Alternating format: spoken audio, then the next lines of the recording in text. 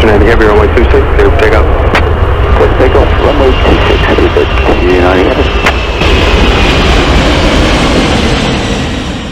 Welcome to the Aeropedia Podcast. I'm Ashwin. And I'm Peter. And today we have Nate Lavin with us. He's the Air Service and Business Development Manager at Salt Lake City International Airport, where he's responsible for the development and implementation of market strategies to support retention and expansion of passenger and cargo air service. Prior to Salt Lake, he spent 6 years at Colorado Springs and San Antonio International Airport in various roles in air service development and marketing. Nate holds a Bachelor in Aviation Science with an emphasis in Aviation Administration from Utah Valley University and is certified as a member of the American Association of Airport Executives. So Ashwin, where do you think Salt Lake City's next destination might be? Wow, that's a tough question. I feel like they have a really good network, but let's try and ask Nate what he thinks. Sounds good. Nate, thanks for joining the Aeropedia Podcast. It's great to have you here. Thanks for the invite, Ashwin and Peter. I'm very excited to be joining you today. So let's start with the same question we ask every guest. Can you give us a bit about how you got into aviation, your professional background, and what you currently do? Oh, I'd love to. I currently, as you know, work as the Air Service and Business Development Manager at Salt Lake City International Airport, and I've been here for about 4.5 years. I am born and raised Salt Lake City area. However, I have spent time most previously at the San Antonio International Airport doing air service development there, and also the Colorado Springs Airport, where I was first an intern, but was hired on full-time in marketing and communications, where I did a lot of things at small hub airports. You wear many hats, and part of my responsibility in marketing and communications was air service development, but I also did a lot of other things as well. I'm a graduate of Utah Valley University here in the state of Utah with a bachelor's in aviation science, emphasis in aviation administration. Long time passion for aviation that started way back when I was young, 5 or 6 years old. I always wanted to be a commercial airline pilot. That was kind of my goal through childhood. That's what I was focused on doing, but because of some medical concerns that arose later in life, I was unable to pursue that path. So I found something else to feed my passion in aviation, and I really enjoy doing what I do. That's awesome. Thanks for that intro, Nate. Well, you're amongst friends with the passion for aviation, so that's why we have you today. So for those of us and those listening in that may not know exactly what air service development is, could you give just kind of an overview of, from an airport perspective, what is air service development? Yeah, I get that question a lot, actually. Even my own family, I tell them what I do, and I just get kind of blank stares. It is a relatively new, field, I would say, in aviation. Kind of really risen up in the last 10 to 15 years. We're in earnest, and it really is focused on developing your airport and bringing in new flights, new nonstop routes, bringing in new carriers, while also making sure that the current level of air service that you have at your airport stays, and that you maintain that level of air service. So it is a very data-driven field, as well as relationship-based. Those are the two primary focuses of my career: is developing relationships with airlines, with the local community, with other airports, and also developing proposals that are very heavily data-driven. Airlines don't make any decisions without some very strong data to support their route decisions. So it's a lot of fun. I like to say and maybe we'll touch on this a little bit later, but I like to say there's a science and an art to air service development, which I like, because I tend to be pretty creative minded, but I also I like the analytics. I like the hard data as well. So kind of marrying those two things together is a lot of fun. So would you say that no 2 days are the same for you in your role, and what does a typical day look like in your role? Yeah, absolutely. So that's actually one of the reasons why I was attracted to this field and this profession is because no 2 days are alike. It's very different. You're always pursuing other opportunities. You're always making sure that your current projects are going, and that you always want to tell your story, your airport story, your community story, and make your community stand out. You're dealing with airlines that many have hundreds and hundreds of destinations that they're managing, and they simply do not have the bandwidth to dive into every single market and to understand every single market. And so it's my responsibility to tell that story to the airlines and make our market stand out, so that when they think of Salt Lake City, they know what's going on here in the community. They know the developments. They know how the economy is going. They know the airport updates, all those things that we try to make sure that they're updated on, because they simply don't have the time to go in and do that. But I also, at Salt Lake City, I'm also overseeing the air cargo program.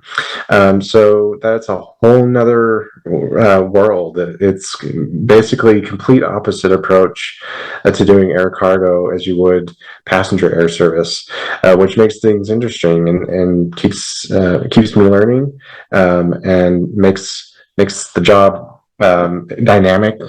I would say it's very dynamic right now.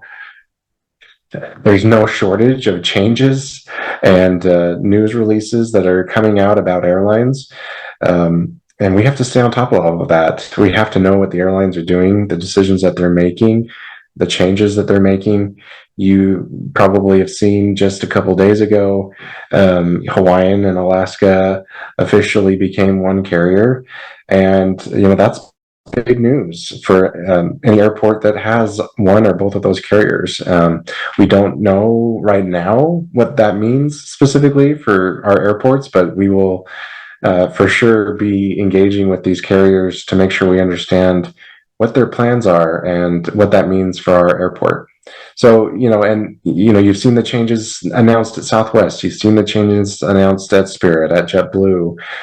Basically, every carrier right now is in the process of redefining themselves post-COVID. It's a different operating landscape. It's a different consumer behavior that they're trying to match with their products. And so all these things we have to keep track of in the air service development world. So if I were to ask you, between maintaining current relationships and making sure that the current operators continue flying versus chasing new opportunities and new airlines out there, how is your time split between those two specific tasks? Yeah, I would say it's probably a 50-50 split for me. As a hub airport for Delta Airlines, we maintain a very close relationship with them and making sure that their operation here is profitable as it can be, that it's a seamless operation for them, that they're able to operate this hub the way that they want to and as efficiently as possible as well. We see a lot of growth opportunity for our hub carrier. But we don't want to forget the other carriers that operate here. They are important. Southwest is our second largest carrier.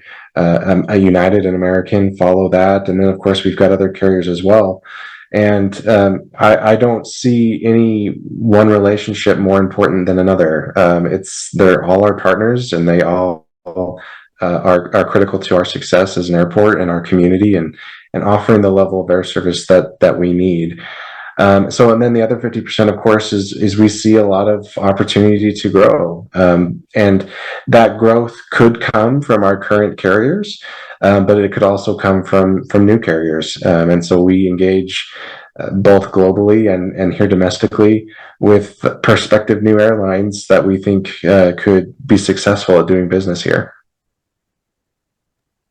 That's really interesting, Nate. And something you highlighted with Salt Lake City being a hub for Delta, are there scenarios where you might work with like a hub operator like a Delta to try to entice, I don't know, like a KLM or an international partner of theirs to come to Salt Lake City? Or are you pretty much independent of the airline and their partnerships and planning? Sure. Yeah. We do partner with Delta and their partners, both together and separately. We just keep the conversation going from all sides. Delta's partners likely wouldn't come into Salt Lake City without talking to Delta first in the first place. And so, we try to have an open dialogue with both carriers. And so, I have meetings separately with KLM, and I also talk about KLM with Delta. I just, to get the perspective of both carriers, how can we make sure that Amsterdam service on KLM and on Delta, since we have both, is successful, and is there opportunities to grow? And if there is opportunities to grow, is it KLM that grows or is it Delta that grows? And so there is a lot of joint dialogue going on between the airlines. Wow, very cool. And so you've made some big announcements over the past year or two, and you've added so many more routes, right? Frontier, Hawaiian, to name a few. So just walk us through how important those are for Salt Lake City, and what impact is it going to have on the airport? Yeah, we've had some great success recently, and that's been very exciting for our market. I might back up just a little bit. Many of you may know that we're undergoing a huge transformation at the airport, a total new terminal complex with new concourses and new everything basically from the ground up. This has been long coming, and it's taken a long time. The first shovel went into the ground in 2014, which has been 10 years now. And we're about to open up phase 3 of the project, which opens on October 22nd. And then after that, we have one final phase 4, which will open in the fall of 2026. So by the end of this total airport redevelopment program, it'll have taken 12 years to build this new facility, which is a long time, but we're excited that we're finally kind of coming to the end of this project. And why I mention it is because we believe that this new facility really opens up the door for us for new air service, particularly on the international side, just because in our former facility we were completely maxed out with international gates that connect to the U.S. Customs facilities. There, if we wanted to add a new international route, we probably couldn't, just because there was simply no room.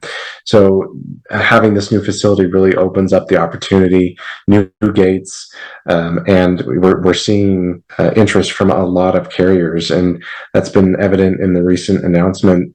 Our most recent was Hawaiian that launched this past May. And that's been a resounding success so far, so much so that they're going to be upgauging their aircraft to the Airbus A330 come this Christmas and New Year's, and potentially beyond that as well. But also, we've welcomed a lot of other low-cost carriers to the market. Avelo launches on October 24th. And Spirit launched June 2022. Sun Country also began operations. And these are important carriers for us because they provide a level of service that Salt Lake really hasn't had in the past. Our only ultra low-cost carrier leading up to when I started back in 2020 was Frontier. And so now we have 3 additional ultra low-cost carriers that are giving our market some competition, providing new options for people that maybe weren't considering flying, but now that there's affordable, more affordable airfare, it's more of an option for them. So, competition is definitely a good thing, we believe, and we, can't understate the value of having Delta as our hub carrier. But we do see opportunity, in other spaces, and I'll just highlight another strategic priority for us on the international side. Delta, of course, is a huge strategic partnership for our international growth priorities, but we do see opportunity for other airlines as well that maybe doesn't match Delta's business model, but yet it's a market that we see demand for. So air service continues to be a top priority for Salt Lake. We're a growing market. Utah's a fast growing state. Our economy is very strong. We have strong demand drivers that are bringing people here to visit and also sending people away. So, we'll continue to see more exciting announcements. There's one coming soon that'll be very exciting. So stay tuned for that. We will definitely. We'll have to add that to our trivia round sometime in the future, what the latest Salt Lake City route is. That's great, Nate. Could you maybe explain a little bit, with all this service, like how does the airline determine to start, and what data? You said there's a lot of data that you utilize to show the merit of a route and that. Could you give examples of what that data is, or is it like surveys? You ask customers, where would you like to fly? And then you go to an airline and tell them that, or maybe explore a little bit more what data you use. Sure. Yeah. In our world, we kind of split it up into two categories. There's traditional data sources that are readily available to basically anyone. And then there's some non-traditional sources that we tap into as well that sometimes we have to purchase. Data can be very expensive, but it's because it's so valuable and those providers know it's valuable. And so, a lot of airports will subscribe to platforms that put U.S. Department of Transportation data in a dashboard that it's readily available and accessible. And so, U.S. airlines are required to report certain aspects of their operation to the U.S. Department of Transportation. That includes, how many people are flying from point A to point B every day on their airline, what fares are they paying, and where are they stopping to get there. And so, that's really valuable data for us, because now we can see, how many people a day, just for instance, are going from Salt Lake City to Mexico City, and are they all flying nonstop, or are they stopping in Dallas, or are they stopping in Los Angeles or Atlanta? And so if we see, just for instance, that the demand, or the term that we use is OND, or origin and destination. So that's a passenger that starts here and ends here. That's an OND passenger. They may stop somewhere in between, but that passenger is starting in Salt Lake and ending their trip in Mexico City. And if we can see that demand is rising, but maybe the seat capacity, the nonstop seat capacity is not rising, that tells us that more people are having to connect to get to Mexico City versus flying nonstop. And so that would be an important data point to share to prospective airlines and just say, hey, our Mexico City demand is going up, but our capacity is not going up. We need more capacity to Mexico City. And and by the way, fares are really healthy.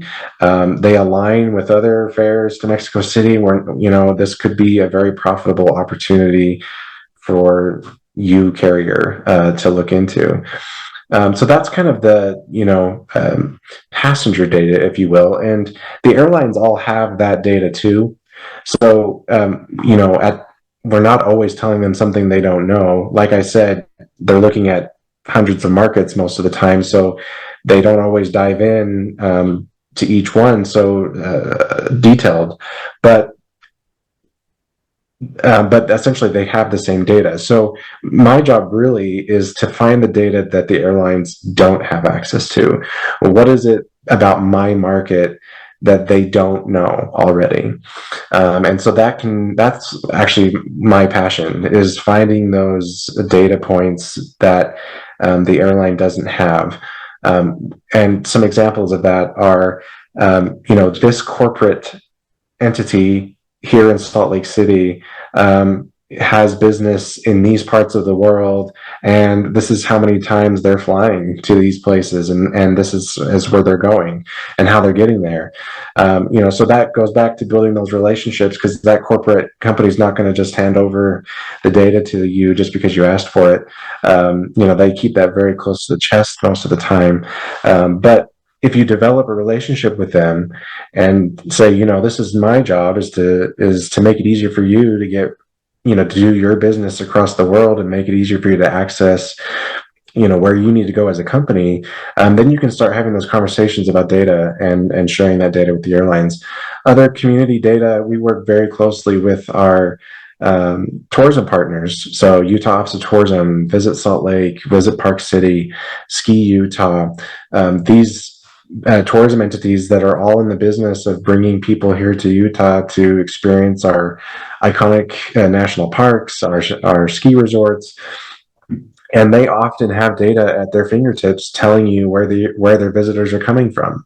Are they coming from France? Are they coming from Canada? Are they coming from Mexico? And how often are they coming? And what are they doing when they get here? And how much are they spending on flights and on hotels? And that's all data that they usually, those destination marketing offices already have.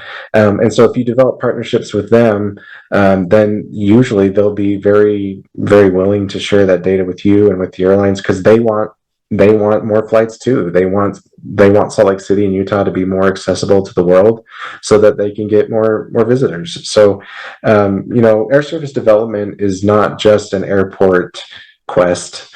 It really is a community partnership to bring new airlines and new routes to your market. Oh, this is so cool. Just peeling the layers just is awesome. Speaking of Delta, how would you categorize the growth over the last few years, right? How much of it has been truly O&D versus connecting passengers going through Salt Lake City because of, how Delta operates these routes? Yeah, I'm actually really glad you asked this question. Salt Lake City and Utah has really been transforming as a market over the last decade, I would say. Salt Lake City International used to be a primarily connecting airport. So meaning the lion's share of the passengers that were in our airport were only there because they were connecting from one point to another. And the local market, or the O&D, was the lesser part. So, 10 to 15 years ago, 70% of our market was connecting, and about 30% of our market was local O&D. Now, because Utah has been growing so quickly, and Salt Lake City, and there's so many people that have been moving here, and our economy has been on fire, and we've really been developing ourselves as a state, that has completely switched. Whereas the local O&D now represents about 70% of all the passengers in our airport, and 30% are connecting. That is, and that's total. That's not Delta. Delta's a little bit less than that. So I think Delta's local share here is about 60-40, if I'm remembering correctly. But as a total, all passengers coming into our airport from our market represent about 70%. That is that's great. Airlines actually really like that, but it also it presents some challenges as well. Airlines like Delta rely heavily on connectivity. They're a hub and spoke carrier. It is their business model, is bringing people into their hubs and connecting them everywhere else. And so even though they like to have local O&D in their markets, it kind of goes against their whole business model of connecting people through those hub markets. And so it's been kind of a challenge, not only for Delta, but for our airport to adapt to suddenly we've got way more passengers that are coming through the front door than we ever thought we would when we first designed this airport. So for instance, TSA, security checkpoint, when you have 70% connecting, you don't need as much TSA, right? Now we have 70% that are local. And so we need a lot more TSA to get those passengers through security checkpoint. We need a lot more curb for people that are dropping off loved ones and friends for flights. A lot more parking. We are severely constrained on parking. And we need more. And so kind of everything at the head of the house, right before security, all those mechanisms are pretty constrained at our airport right now. Even though it's a brand new facility, it really wasn't designed for a market where 70% of our traffic was local. And so we've been having to pivot and try to expand where we can and adjust to this. I don't think it's going to change anytime soon. If anything, it's just going to get stronger as our market continues to perform well. So yeah, it's a good thing, but it's also a challenge for everyone involved. Yeah, absolutely. No, that's really interesting, that switch. And that thank you for explaining that, because when I've flown through Salt Lake in years past, I've always kind of wondered. I've noticed that the front end is relatively small for such a large airport, and the infrastructure there. So the need to grow that explains it, and that's great for you guys. A good problem to have, if you will. Yeah, exactly. It's a good problem. Good problem to have, but it affects us. It affects us every single day. We're always trying to find solutions to kind of the congestion we're already experiencing at the front. Yeah, that's great. So, I mean, with your journey getting into air service development and your passion with aviation, for our listeners who find this intriguing and a path that they might be interested in going down, do you have any advice on how they might get into air service development? Is there any experiences that are come in more useful or anything if they're interested? Sure.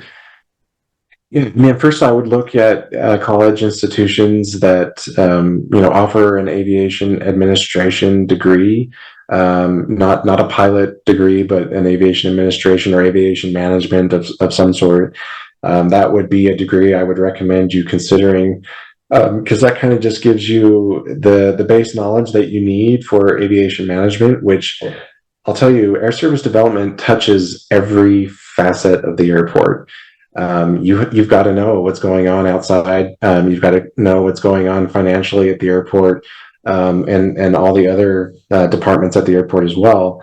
So you have to have that base knowledge. In terms of other experience, I would say just getting experience anywhere in the aviation industry is a good start. I actually started my aviation career working at an FBO, a fixed base operator at Salt Lake International, fueling corporate jets and small airplanes, and cleaning them and doing kind of all the grunt work, if you will. But it was a starting point, and that led to my internship at Colorado Springs Airport, which led to a full-time job, which led to San Antonio, and it kind of just kept building from there.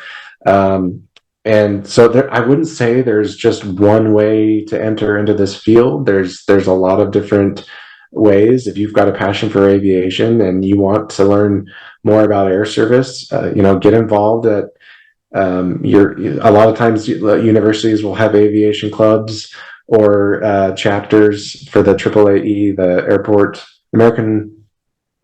American Association for Airport Executives. They have a lot of student chapters at local universities, and so you can get involved there. That's what I did. So just any way that you can get that experience, internships, whether they're paid or unpaid, do them, because you build your resume that way, and you put yourself in a position for something better later on. You passed your own trivia question with AAAE. Oh, Good job. Great. I'll give you an extra half a point in advance of your trivia round. Fantastic. Oh my God, did you really have that question in there, Peter? No, okay. No, no. Okay. Not now. Not now that Yeah, you I answered mean, it. I have yeah. to switch it out. Yeah, that would have been, yeah, awesome. Nate, we'll transition into the next section of the podcast where we ask you a few rapid fire questions. So the first one in that is, name one hard skill and one soft skill that you think is required to succeed in your role. So I touched on this briefly when I said that air service, there's really a science and an art to air service development. And that's really what I'm passionate most about my job, because I can look at raw numbers on an Excel spreadsheet and be able to interpret that data and then turn it into a story for whatever airline you're talking to. You're basically painting a picture with the data that you have. So a hard skill, being able to interpret hard data, raw data, numbers, analytics, Excel. You've got to know Excel, or some other softwares, Tableau. I'm trying to think the other one that's slipped my mind, but some of those are the hard skills that you need. But then the soft skills, being able to be creative and use that data to paint a picture or to tell a story. Sometimes we refer to ourselves as storytellers, because that's really what we're doing. We're telling our story, our market story to the airlines, and making it convincing for them, making it intriguing for them, something that they're going to want to learn more about, something that they don't know already about your market. So that's one soft skill. But also, like I mentioned at the beginning, it's a data-driven business, but it's also a relationship-based business. You've got to have both. And so being able to develop relationships, get out of your shell, and actually talk to people and network and build long-lasting relationships with airlines is a soft skill that you also need to have. Yeah, very, very true. What's your fondest aviation memory? So this is a hard one. I have many, but the one that came immediately to my mind was really where my passion for aviation started, and that was at my grandmother's house in the Salt Lake City area. She lived right under the glide path for runway 34 left at Salt Lake City, and we had to live there for a time while my parents were building a new home, and the planes would just come roaring over the top of my grandmother's house. She lived really close to the airport, and I was just absolutely captivated. I would just go outside and lay on the grass, or sometimes I'd climb a tree to get closer, and I would just gawk at the Delta 727s roaring overhead. And so that's kind of where it all started for me, and I just knew that was what I wanted to do with my career. So that's probably my fondest memory. Did it ever get irritating, the noise of the airplanes, like when you were trying to sleep or something? No, well, not for me. I don't know if my grandparents didn't seem to be bothered by it. I mean, they lived in that house for a long time. But I would just go out, even in the winter when it was freezing cold. I would just bundle up and go out and just watch. So that was just exciting for me. And AvGeek's dream. Yeah, exactly. Absolutely. Yeah. I mean, just like being 8 years old in winter with a blanket and watching planes, you're an AvGeek when you're doing that, right? Yeah, for sure. Okay. What part of aviation do you feel is least understood by the general public, and what can they do to learn more? So I was going to take this just the direction of air service that you asked.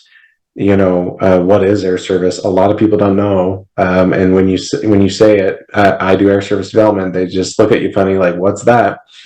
And the one thing that when I started working at airports that I quickly found out people don't understand is that airports are not run by the airlines. There's an entire airport management team. At Salt Lake International, we have 400 to 500 employees that are airport employees, not airline employees, that are making that operation work every single day. An airport is really a city in and of itself. It's a city inside a city. We've got our own fire department. We've got a police department. We've got our own maintenance. We've, got our own finance team and our own commercial team. And there's restaurants and retail and, transportation. And there's just everything is inside that. And it doesn't just operate by itself. There's people that are managing all of that behind the scenes. So that people would always say, "Oh, so you work for an airline?" No, I work for the airport. It's different. Well, so do you get flight benefits? No, I don't work for an airline. I work for an airport. It's different. So I would say that's something people just in general don't seem to quite understand, that the airlines aren't running the airport. The airport's running the airport. And if you want to learn more about that, a lot of airports will offer tours to the public.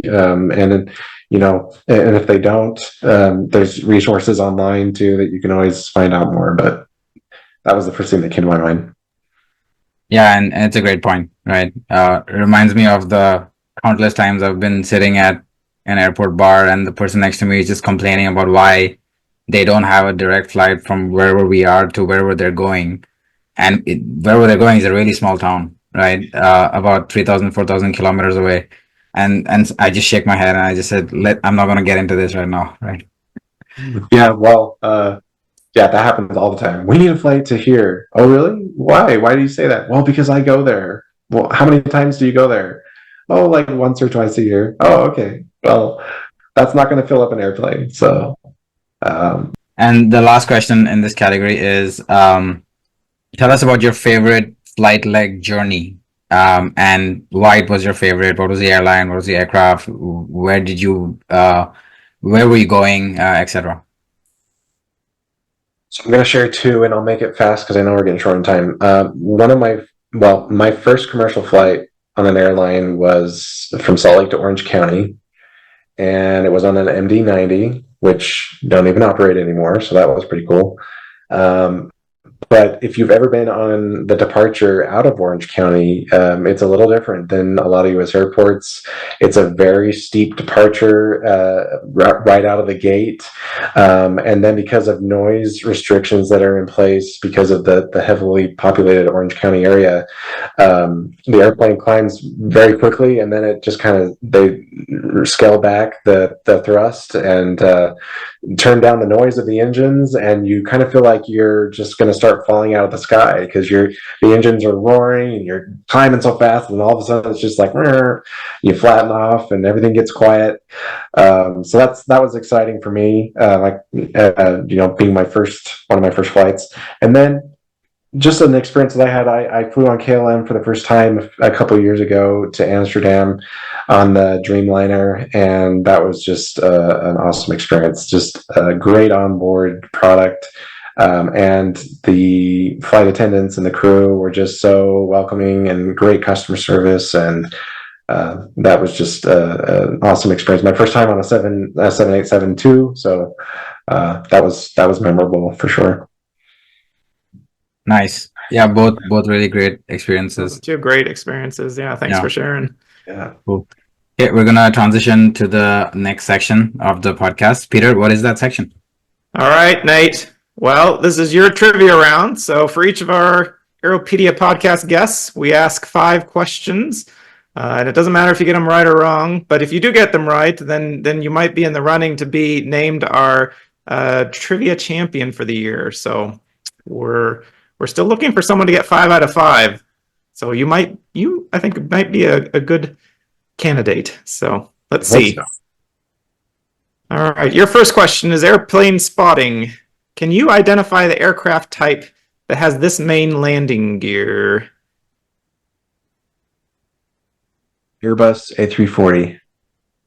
A340. All right. You have the right manufacturer. Oh, Unfortunately, we're looking a little bigger. Actually, the A380, and it was maybe not the best A380. angle. You saw the one bogie with the 4 wheels, and then one of the center bogies was 6. So I saw the ones in the back, and I thought it was the 340. all right. So next question. Close to Salt Lake, but not there. This is currently the only regional jet allowed to operate at Aspen, Colorado Airport. That is the CRJ-700. Very good. You got it. Yes. I hear rumblings that might be changing, so this trivia question might fall out of favor because I think one of the Embraer E-jets is getting approval. So Yeah, I heard that too. So, but you're correct. CRJ 700 is the only one allowed there right now. So, good. Okay, next question. Aircraft equipment. This aircraft system provides energy for functions other than propulsion and is especially used when the propulsion engines are not running. Can you name that system? Or the acronym. We'll take the acronym too.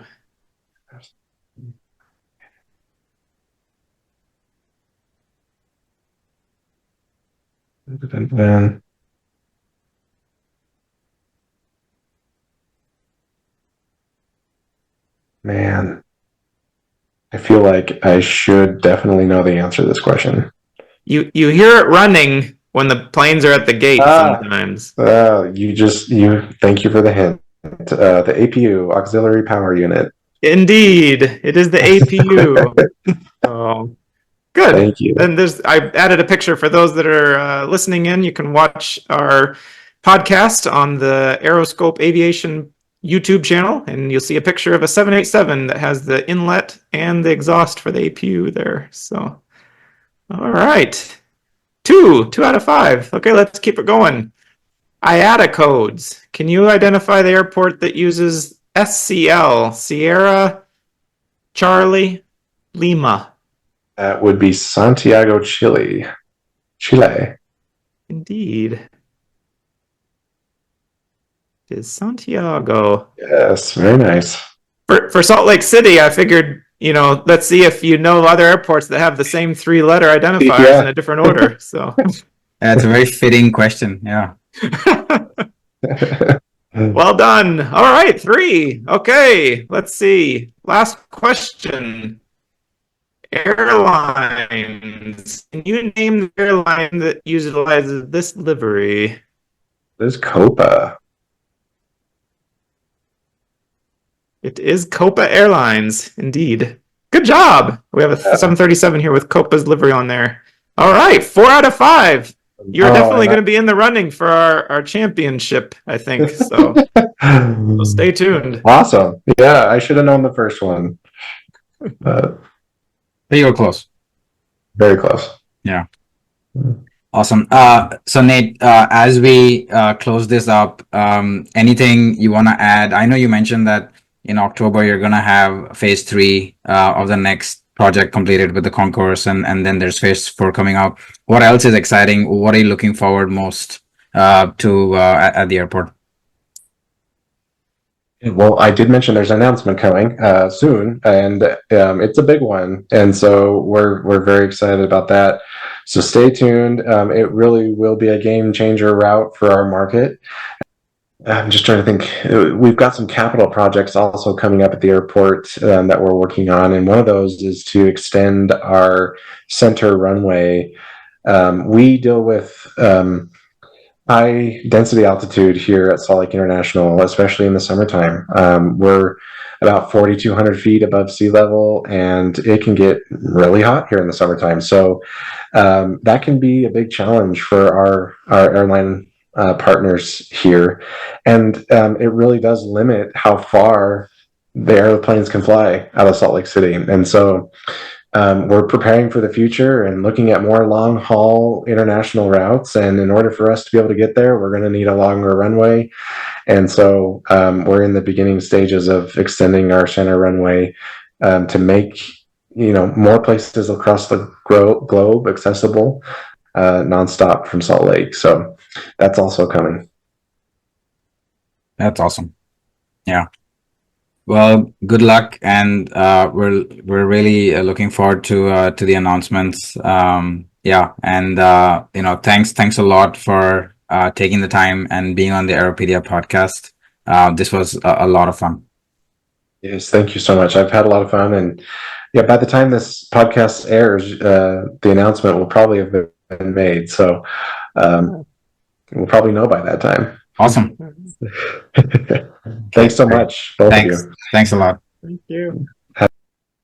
Thanks for joining us this week. Send us any feedback, trivia ideas, or future topics you may have to our email at aeropedia.podcast@gmail.com.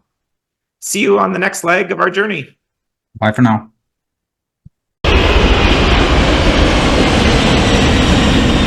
Departure any heavy, contact departure 119.2, good night. 119.2, speed 290 heavy.